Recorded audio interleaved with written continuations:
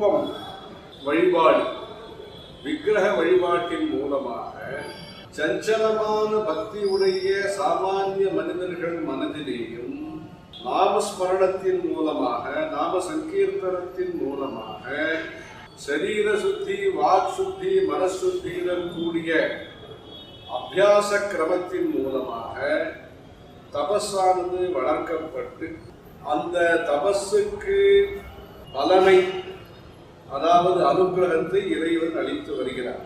ஆகவே ஒவ்வொரு கோவிலேயும் இந்த புஷ்பங்களை கொண்டு அர்ச்சனை, இந்த திரவியங்களை கொண்டு அபிஷேகம், இந்த மந்திரங்களை கொண்டு பூஜைகள், இந்த விதமான உற்சவங்கள் என்றெல்லாம் பல சாஸ்திரங்கள் இருக்கின்றன. சைவம், வைஷ்ணவம், சாக்தம், தந்திரம், இப்படி பரம்பரையாக நம்பிக்கையின் அடிப்படையிலே, சாஸ்திரத்தின் அடிப்படையிலே, குடும்ப பழக்க வழக்கத்தின் அடிப்படையிலே நம்முடைய தேசத்திலே புண்ணிய கஷேத்திரங்களிலே, புண்ணிய தீர்த்தங்களிலே தெப்போத்சவம், ஆராட்டுதல், புஷ்பார்ச்சனை, இப்படி பல பூஜைகள் நடைபெற்று வருகின்றன.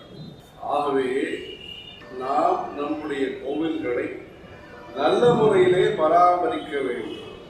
அது லௌகீகமான கட்டடங்கள் இருக்கக்கூடிய இடங்கள் என்றோ அல்லது வினோதங்களை ஏற்படுத்தக்கூடிய இடங்கள் என்றோ, அதாவது பொழுதுபோக்கும் இடங்கள் என்றோ நினைக்காமல் அதற்குரிய மரியாதை, அதற்குரிய பக்தி, அதற்குரிய பத்ததி இவைகளை பின்பற்றி வேண்டும்.